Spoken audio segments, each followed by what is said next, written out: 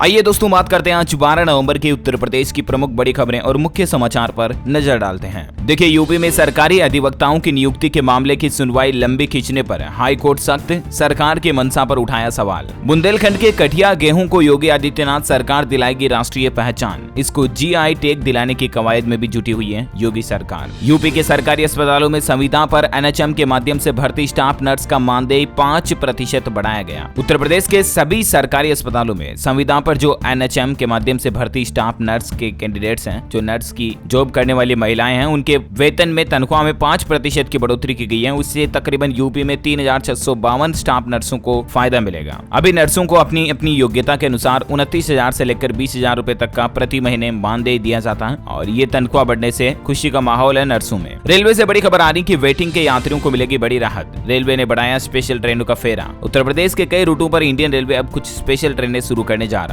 इसके अलावा भी यूपी में ट्रेनों में विज्ञापन के लिए भी रेलवे ने दरवाजा खोला है। तकरीबन 8 ट्रेनों के 384 कोचों में विज्ञापन के लिए ई-नीलामी शुरू कर दी है। अगर आप भी रेलवे में अपनी कोई कंपनी, अपने कोई प्रोडक्ट का एडवर्टाइजमेंट करवाना चाहते हैं तो आप इंडियन रेलवे की वेबसाइट पर जाकर ऑनलाइन ई ऑक्शन में हिस्सा ले सकते हैं। अच्छा, वहीं देखिए, बिजली के संशोधित बिलों की अब होगी रैंडम जांच। गठित की गई 2 सदस्यीय समिति। दरअसल उत्तर प्रदेश पावर कॉर्पोरेशन प्रबंधन को ये शिकायतें मिल रही है कि बिजली बिल में संशोधन के नाम पर उपभोक्ताओं का उत्पीड़न किया जा रहा है। ज्यादा धनराशि का पहले बिल दिया जाता है, फिर उसे कम करने के लिए उपभोक्ताओं को शोषण होता है। तो इन्हीं सब चीजों की जांच करने के लिए प्रशासन ने अब 2 अलग से जांच सदस्यीय समिति बना दी है, जिससे कि लोगों की इस तरह की समस्याओं का समाधान किया जा सके। यूपी में सरकार ने एक बड़ा एक्शन लिया। तकरीबन 11 IPS अफसरों के तबादले कर दिए, ट्रांसफर कर दिए। कई जिलों के पुलिस अधीक्षक को भी इधर से उधर कर दिया। अक्सर ये ट्रांसफर इसलिए किए जाते हैं ताकि कोई अफसर किसी एक ही एरिया में अपनी जान पहचान बनाकर भ्रष्टाचार, धोखाधड़ी करना ना शुरू कर दे, है ना। अच्छा, डेंगू पर बड़ी खबर आ रही कि पिछले साल के मुकाबले इस साल 3 गुना से भी ज्यादा हुई डेंगू रोगियों की संख्या।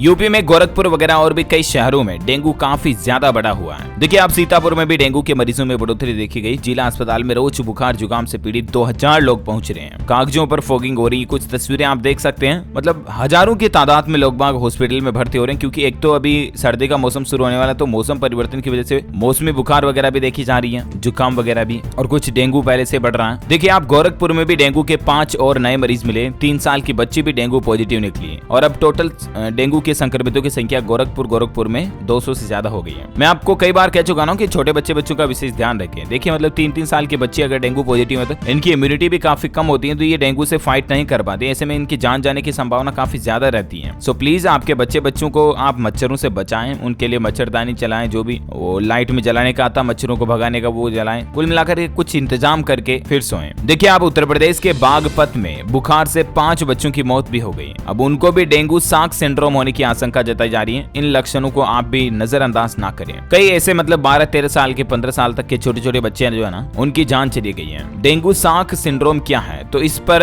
आस्था मल्टी स्पेशलिटी हॉस्पिटल में वरिष्ठ बाल रोग विशेषज्ञ डॉक्टर अभिनव तोमर बताते हैं कि इस बार बच्चों में डेंगू साक सिंड्रोम के लक्षणों वाले मामले सामने आ रहे हैं, जिसका समय पर उचित इलाज न हो पाने की स्थिति में 2 दिन के बुखार के बाद बच्चों की मौत हो सकती है। अब इसमें लक्षण क्या क्या दिखते हैं, जिसमें एक तो है डेंगू हेमरेजिक फीवर। इसमें नाक, मुंह, पेशाब, मल के साथ खून भी आने लगता है, ब्लड प्रेशर कम हो जाता है। गंभीर परेशानियां 2 से 3% मरीजों में दिखाई देती है। डेंगू साक सिंड्रोम का लक्षण ये होता है दोस्तों कि बच्चों के पेट में दर्द होता है, फेफड़ों की झिल्लियों व पैरों में भी ब्लड बढ़ जाता है। इससे पेट दर्द होता है, सांस फूलने की शिकायत बढ़ जाती है, ब्लड प्रेशर लो हो जाता है। ऐसे मरीजों को तुरंत हॉस्पिटल में भर्ती कराना जरूरी होता है। प्लेटलेट्स भी कम हो जाती है, बच्चों की जान जाने का रिस्क काफी ज्यादा बढ़ जाता है। तो फौरन बच्चों को इस तरह के लक्षण दिखने पर हॉस्पिटल में भर्ती करवाएं, है ना। चलिए अगली खबर देखिए। गाजीपुर में CMO ने स्वास्थ्य कर्मियों को पत्र लिखा और किट की जांच से डेंगू पॉजिटिव घोषित किए जाने से रोका। कहा कि पुष्टि के लिए सैंपल उपलब्ध कराए। ये भी मतलब डेंगू की जांच को लेकर नया आदेश जारी किया है। अच्छा, अगली बड़ी खबर देखिए। Pre PhD course work computer application की प्रायोगिक परीक्षा 17 को होगी। अवध विश्वविद्यालय के IIT केंद्र पर यह परीक्षा होगी। सूचना वेबसाइट पर अपलोड की गई।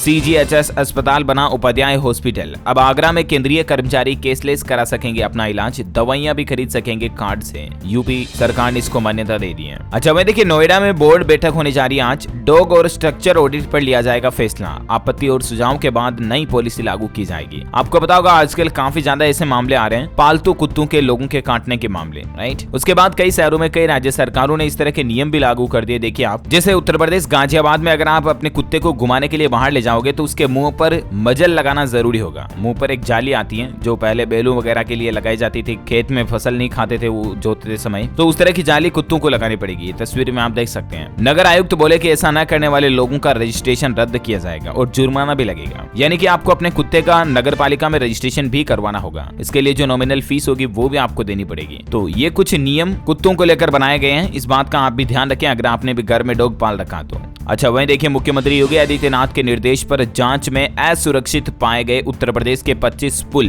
कुल 5283 सेतुओं का परीक्षण किया गया, जिसमें से 25 ऐसे सेतु हैं जो थोड़े वीक कमजोर पाए गए। गुजरात मोरबी हादसे के बाद उत्तर प्रदेश सरकार ने भी राज्य में सभी पुलों का टेस्ट करवाया, फिटनेस टेस्ट, और अभी इन 25 पुलों का वापस मेंटेनेंस किया जाएगा। अच्छा, ज्ञानव्यापी में कथित शिवलिंग का संरक्षण जारी रहेगा। सुप्रीम कोर्ट की तरफ से कल ही ज्ञानव्यापी मस्जिद मामले में शिवलिंग को लेकर यह फैसला सुनाया गया कि सभी पक्षों से 3 सप्ताह में हलफनामा मांगा है और तब तक शिवलिंग का संरक्षण जारी रहेगा, शिवलिंग की रक्षा की जाएगी। अच्छा भाई देखिए, ईवीएम से होगा नगर निकाय का चुनाव। अलीगढ़ में चुनाव के लिए 2110 कंट्रोल यूनिट बनाई गई है। 4405 बैलेट यूनिट की एफएलसी भी जारी हुई।